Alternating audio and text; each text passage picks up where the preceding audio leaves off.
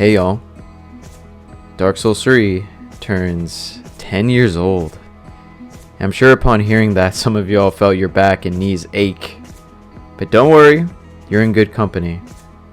Instead of looking at the PvE and reminiscing on that, I actually want to take a look at the PvP side of things, more specifically invasions, and why I and many others found it really enjoyable. Now, to give my experience with invasions in Dark Souls 3, I initially dismissed them. I did not engage with the mechanic in the beginning, minus some Covenant activity. And the reason for that was because, well, the initial consensus for invasions were just really sour. I don't know if y'all remember, but many of the popular figures in the community at the time gave the opinion that invasions were just not enjoyable. And I absolutely saw where they came from. The amount of disadvantages that invaders have when invading are numerous, let's just be honest. That dissuaded me into ever giving them an honest shot for about a year of the game's lifespan.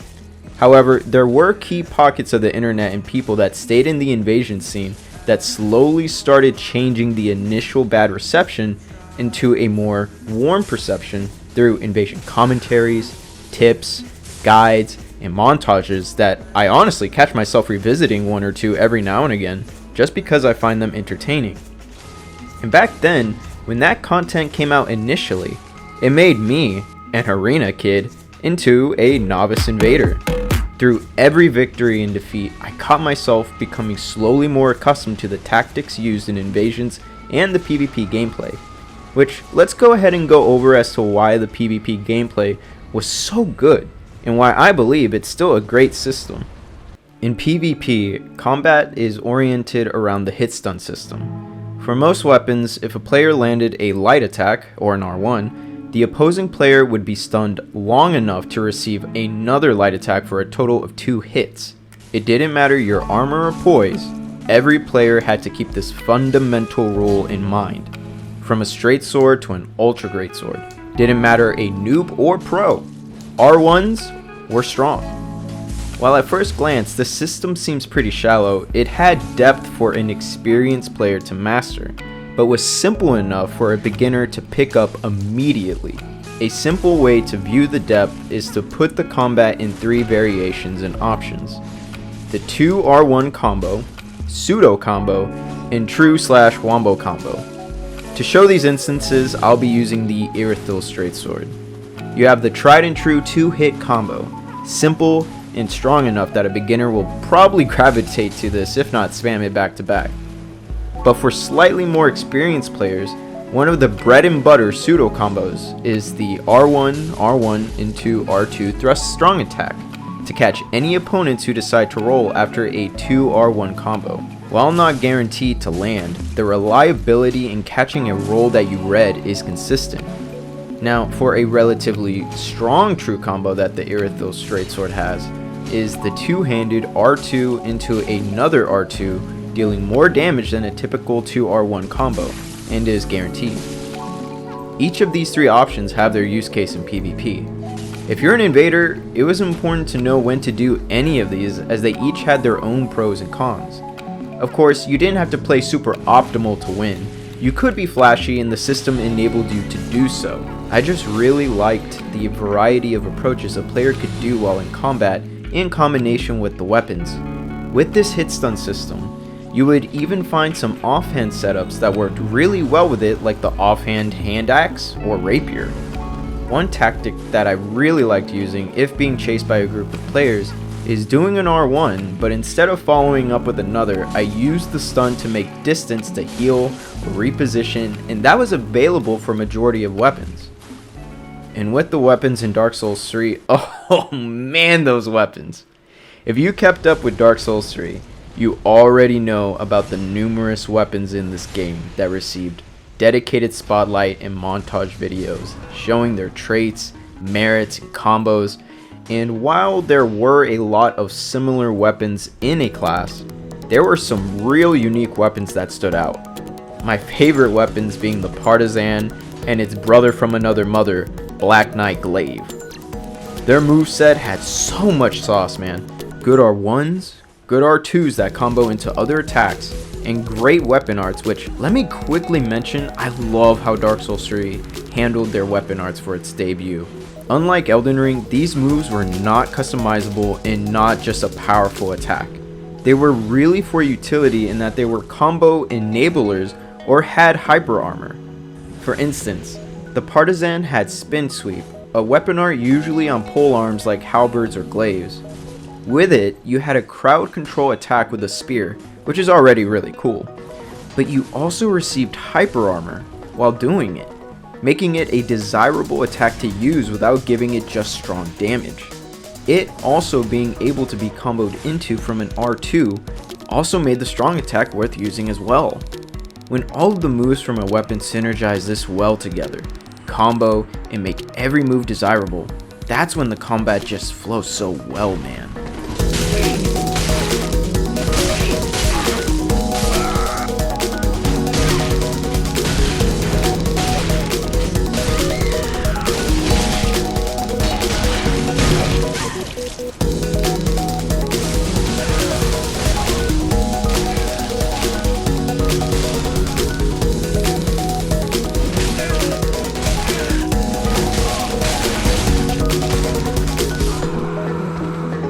Now, it wasn't always good. Passivity was the play to make more often than not. If you've ever seen high level play or Dark Souls 3 tournaments, a lot are looking to whiff punish due to the stun off an R1 and running attacks not really stunning as strongly. Even then though, you won't really come across too many players trying so hard in a 10-year-old game unless you went to a dedicated PvP hotspot. There it can really be sweaty and unfun depending on the kind of player you are, but for the vast majority of PvP encounters though, you won't come across that as often. One final note on the combat, I really loved how it was much more close quarters combat. That's not to say range play wasn't viable, but the melee combat was just more enjoyable for me. I don't really dabble in magic or casting as it's not really appealing to me barring some cleric candlestick action, but I thought they were competent. Anything that can deal decent damage from range is already pretty good in my book, with the exception of Chaos Bed Vegetables. Not too many were too rough to deal with in invasions, and the spammability was relatively low or easy to deal with, or about as easy as it can be in a gank anyway. While there were some really unique and interesting spells, I found the most interesting addition between casting and weapon catalysts, which are their own unique subset of weapons. In combination with the combos you could do with the weapon catalyst itself, factor in true combos with the casting, and you can carve yourself a unique playstyle. After playing Elden Ring and making some characters, looking back, the time it took to make a new character in Dark Souls 3 was pretty quick if you knew what to do. For most builds, you would probably finish in half a day or less because of the linearity and size of the game, which I regard as a great thing now that I'm older and have less free time. Once you ran through and got your armor, weapons, and rings that you would need, you'd also need to get ashes for consumables, which you could spend souls on to get any throwables, buffs, and other items that you think would help you. No farming required to make a simple throwable and having to repeat the process infinitum. Can you tell that I love Elden Ring farming yet? The most variable time cost I suppose is farming for gems, but if you had some item discovery boosting tools, it really wasn't that bad in hindsight. And once you had the gems infused to your weapon, there weren't many scenarios that I can think of at least to where you would swap it out with another versus just farming a duplicate of the weapon and have it infused differently. For example, if you had a luck build, it was good to have multiple weapons infused with poison, bleed, or hollow for the different scenarios you could be in. And it's always good to have a lot of tools just in case. Like they say, better to have it and not need it than need it and not have it.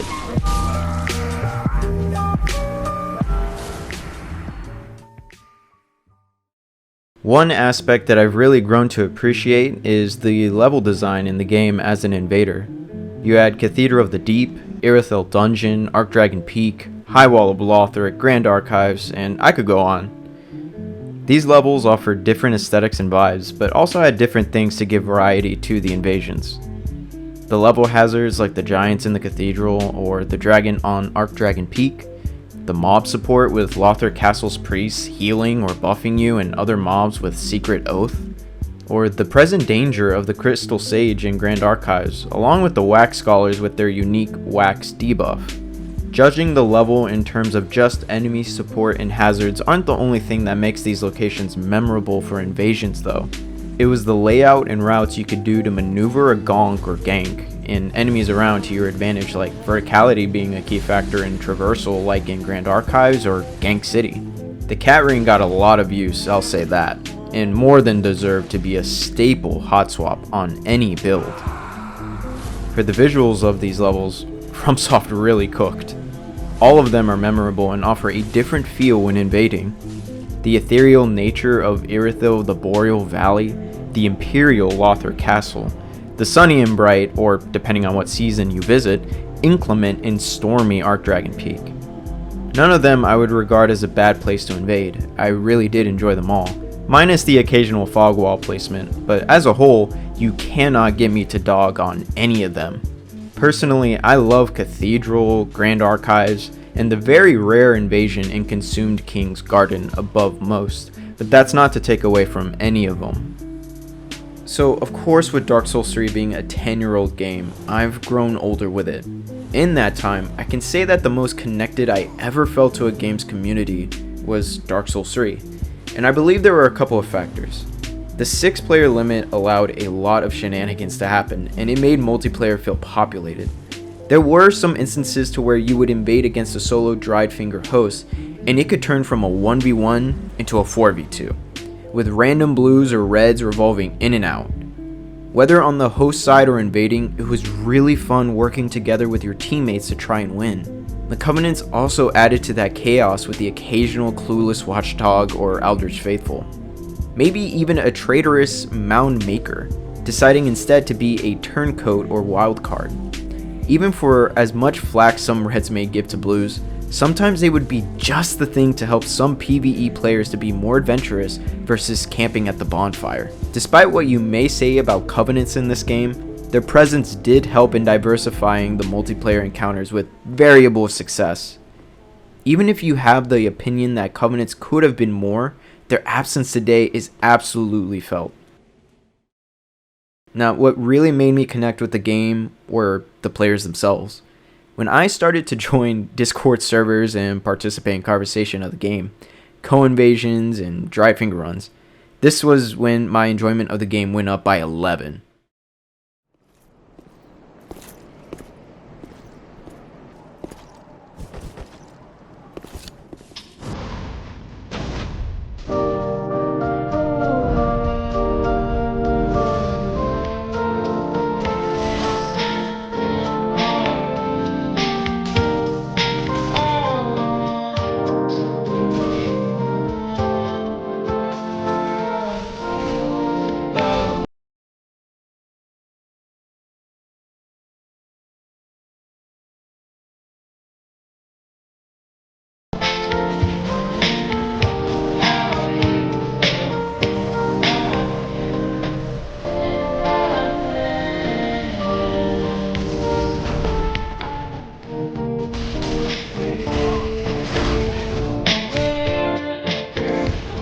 Being surrounded by like-minded players who were more for the social and experimental aspect versus strictly meta was just incomparable.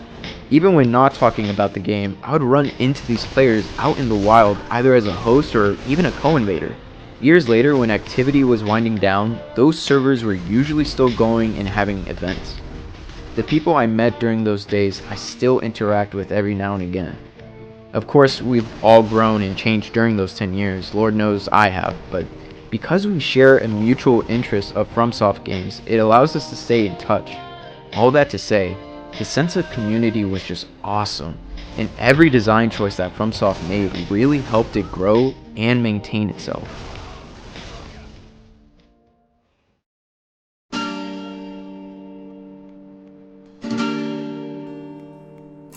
It's been a long 10 years. Do you remember where you were? The experiences that you've had to shape you to who you are now? Maybe like me, it is surreal looking at this game and realize it's 10 years old. And yet, it hasn't changed. But you have. haven't you? These questions come to my mind when I play this game. It's so bittersweet because the once very active community is not there anymore. Of course, there's always going to be the Dark Souls 3 lifer and new player, but that community that you played with is gone. Honestly, looking at this footage and compiling it made me emotional. It's memories, and it carries a lot of the emotions previous me had. I will always love Dark Souls 3, not only for the PvE, but also for the PvP and invasions. There's nothing that captures that same feel and camaraderie, even though there are arguably similar experiences. Elden Ring just doesn't capture what made Dark Souls 3 what it was. And that's not to dog on Elden Ring, it's just how I personally feel about the base experience. But Dark Souls 3 is a game that I'm thankful that I can revisit.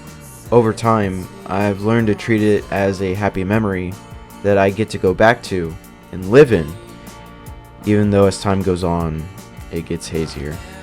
I hope that if we've ever come across one another in this game or another, that you're doing well. And if Dark Souls 3 has had any impact on your life, or have any thoughts about Dark Souls 3 invasions, I would love to hear it. Until next time, friend. This has been Derpy.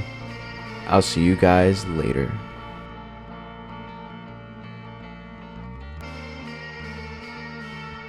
Ashen One, hearest thou my voice still?